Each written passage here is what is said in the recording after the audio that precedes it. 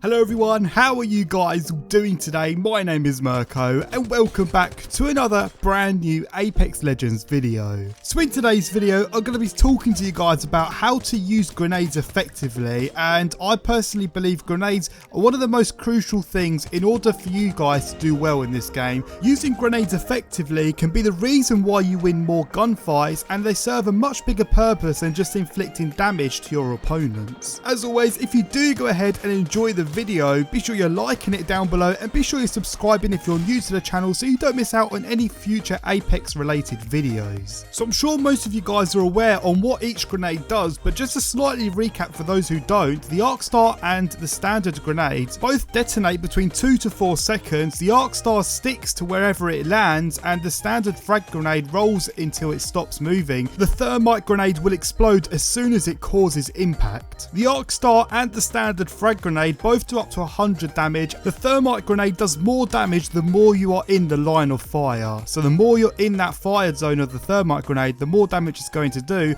and in some cases can actually down opponents with max health. Now when you're looting around the map, you want to make sure you're picking up every grenade that you see, and you want to make sure you're prioritizing it over some other things that you probably won't be using as much or are not as effective as using grenades. Now I first want to speak about using grenades offensively. So before pushing a team and you're seeing a team in front of you, you always want to make sure you're using grenades before you actually start shooting at them. That way you can inflict damage before you actually push to them, and you're already automatically at an advantage because you have more health. Another reason why you want to use grenades before actually pushing opponents is because that can cause them to move out of their positions and move out of cover to put them at a really big disadvantage as well. Especially if an enemy is hiding behind cover, using multiple grenades at the same time can really apply the pressure, and it forces them to basically make a decision on whether or not to stay in that cover. If they stay in the cover, they're going to take a lot of damage and possibly go down, whereas if they move out of cover, then they're basically open to your shots. So either way, you're going to be at a really big advantage,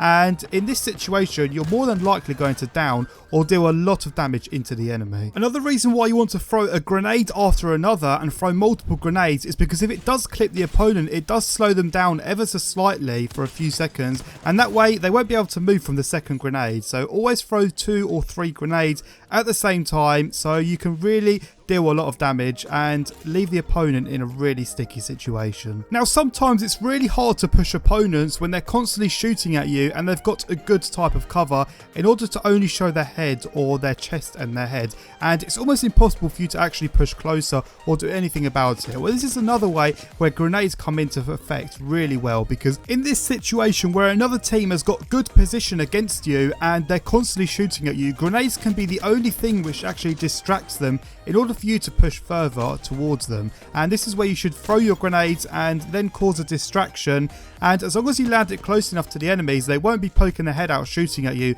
and you can use the grenades, multiple grenades at the same time, to cause that whole team distraction to then push closer to them. I cannot stress enough that you want to be using more than 1 grenade, 2 or 3 grenades at a time, because if you only throw 1 grenade, that's not going to do too much. It's going to distract them for a second or two, and once they hear that no grenades are coming towards them, they're going to poke their head out and start shooting at you again. So you want to make sure you're throwing loads of grenades at the same time, and that can cause them to actually push further outwards and actually start retreating. Also, if you have engaged in a gunfight from mid to long range with an enemy and they have retreated and started healing up, if you feel like you can't get to them quick enough before they heal up, be sure you're throwing grenades whilst you're moving closer towards the enemy, because you're either going to down them or you'll be able to cause enough of a distraction so you can finish off the job when you have closed the distance. Now grenades do a really good job in diverting player movement, as I stated previously throughout this whole video, and the next thing I want to talk about is using the grenades defensively,